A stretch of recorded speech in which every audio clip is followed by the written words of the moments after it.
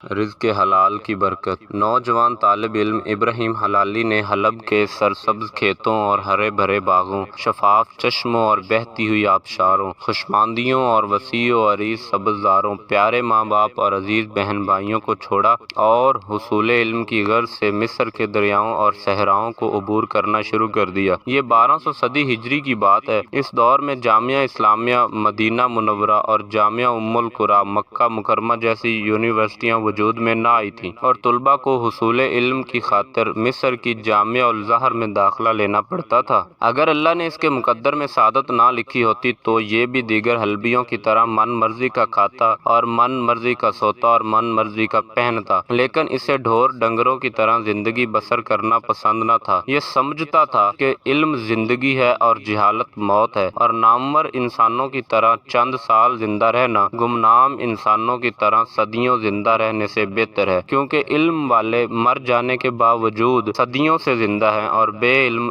زندہ ہونے کے باوجود مردوں کی طرح گمنام پھرتے ہیں۔ ان کے دل میں صرف دنیاوی علم کے حصول کی خواہش نہ تھی، بلکہ اس علم کے حصول کی خواہش تھی جو انہیں صراط مستقیم پر گامزن کر کے جنت میں پہنچا دے۔ اس مقصد کے لیے اسے خالصتاً دینی یونیورسٹی میں داخلہ لینا چاہیے تھا، لیکن اس وقت کوئی ایسی یونیورسٹی وجود میں نہ آئی تھی جہاں یہ داخلہ لیتے۔ مجبوراً یہ قاہرہ چلے گئے اور حصول علم میں منہک ہو گئے اور عرصہ دراز تک مختلف شیوک سے استفادہ کرتے رہے۔ ایک سال ان پر ایسا گزرا کہ ان کا ہاتھ تنگ ہو گیا اور ان کے پاس کھانے پینے اور نیا لباس خریدنے کے لیے پیسہ نہ بچا، اور یہ ساتھیوں سے قرض لے کر گزارا کرتے رہے اور حصول علم میں مشغول رہے۔ ان کا حال ابتر ہو گیا اور یہ نان جوؤں کو بھی ترسنے لگے۔ ان کی غیرت مند طبیعت کسی کے سامنے 10 سوال دراز کرنے نہ دیتی۔ ایک روز ایسا ہوا کہ آپ ناقابل برداشت بھوک کے سامنے بے بس ہو گئے اور پیٹ کی آگ بجھانے کے لیے قاہرہ کی کسی گلی میں داخل ہو گئے تاکہ کسی خدا ترس انسان کو مل کر اسے چند لقمے حاصل کریں اور بھوک مٹا لیں۔ اسی دوران اس گلی میں ایک گھر کا دروازہ کھلا ہوا نظر آیا۔ انہیں اس گھر سے کھانے کی خوشبو آئی تو یہ اس کے اندر داخل ہو گئے اور چاروں طرف نگاہ دوڑانے لگے کہ شاید کوئی فرد خانہ مل جائے اور وہ اسے کھانا طلب کر سکیں، لیکن انہیں وہاں کوئی انسان نظر نہ آیا۔ یہ صحن کے ایک کونے میں واقع کچن میں داخل ہو گئے۔ وہاں تیار شدہ لذیذ کھانا پڑا تھا۔ انہوں نے چمچ اٹھایا اور اس کھانے میں ڈبو دیا۔ جب اسے بھر کر منہ کے قریب لے آئے تو اللہ کا خوف غالب آ گیا اور انہوں نے بغیر اجازت اٹھایا ہوا لقمہ واپس رکھ دیا اور بھوکے پیاسے باہر نکل آئے اور واپس یونیورسٹی میں داخل ہو گئے اور اپنے کمرے میں جا کر بیٹھ گئے۔ ابھی وہاں چند منٹ بیٹھے ہی تھے کہ 2 آدمی اندر آئے۔ ان میں سے ایک شخص ان کا شیخ تھا اور دوسرا شخص کوئی اجنبی انسان تھا۔ ان کے شیخ نے آتے ہی یہ بات کہی کہ اے ابراہیم، یہ تعلیم یافتہ شخص ہے اور یہ اپنی بیٹی کے لیے